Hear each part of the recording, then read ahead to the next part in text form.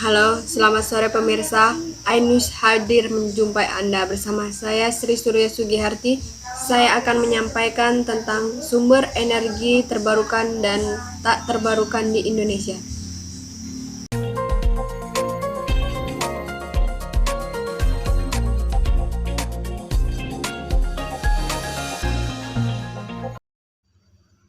Pemanfaatan cahaya matahari sebagai pembangkit listrik rumahan belakangan mulai marak. Selain ramah lingkungan, nilai ekonomisnya terbilang lumayan meskipun nilai investasi awal cukup mahal.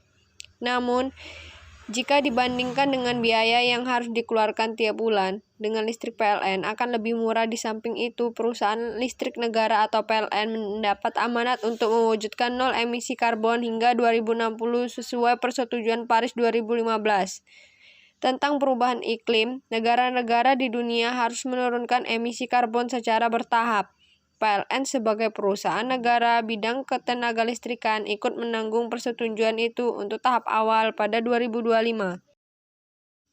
Pembangkit listrik tenaga air atau PLTA adalah salah satu jenis pembangkit listrik yang memanfaatkan energi potensial air untuk menghasilkan energi listrik. PLTA umumnya terletak di daerah berbukit di mana bendungan dapat dibangun dengan mudah sehingga akan menghasilkan reservoir air yang besar. PLTA dapat menghasilkan energi listrik dengan cara memanfaatkan energi air yang mengalir, khususnya bertujuan untuk menggerakkan turbin. Gerakan turbin tersebut nanti akan diubah menjadi energi listrik di dalam generator. Selain menjadi yang terbesar di dunia, PLTP Sarula juga menjadi pembangkit listrik tenaga panas bumi pertama di Indonesia yang menggunakan teknologi siklus kombinasi. Teknologi ini dapat menghasilkan listrik dari uap air dan air panas sekaligus, sehingga dapat memanfaatkan seluruh bahan baku yang ada. Teknologi coba telah digunakan di sejumlah negara lain, misalnya Amerika dan Filipina.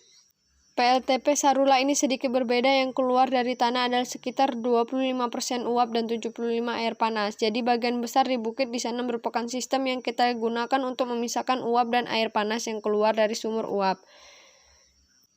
Jadi, Sarula merupakan pembangkit listrik panas bumi di Indonesia yang pertama menggunakan apa yang disebut dengan teknologi siklus kombinasi. Artinya kita menghasilkan dengan turbin, uap, dan juga sekaligus dengan air panas. Yang dimaksud bukanlah air dengan temperatur yang rendah, tapi mencapai 190 derajat Celcius. Dengan teknologi ini, Anda dapat menghasilkan lebih banyak energi dari aliran massa total sedikit lebih mahal.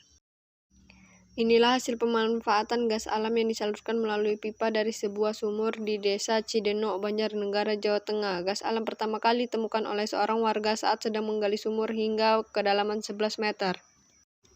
Saat dilakukan penggalian sumur itu, tiba-tiba muncul percikan api dan mulai menyala besar.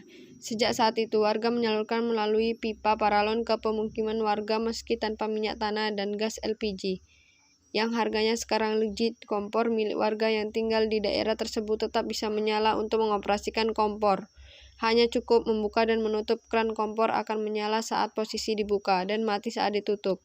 Selain dimanfaatkan untuk memasak saat musim hujan seperti saat ini, warga juga memanfaatkannya untuk mengeringkan pakaian. Meski demikian, gas alam ini memiliki kelemahan, yakni penggunaan secara bersama-sama. Api akan mengecil. Hingga saat ini terdapat 58 warga yang menggunakan gas alam tersebut.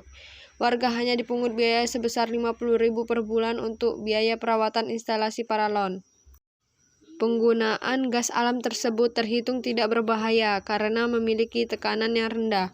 Di Desa Cidenok ada 3 sumber gas alam di perkebunan milik warga, namun hanya 1 yang sudah dimanfaatkan.